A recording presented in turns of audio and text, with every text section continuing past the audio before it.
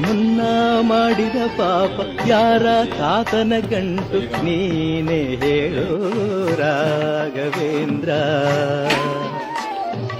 ಎಲ್ಲಿದ್ದರೇನು ನಾ ಹೇಗಿದ್ದರೇನು ನಾ ರಾಘವೇಂದ್ರ.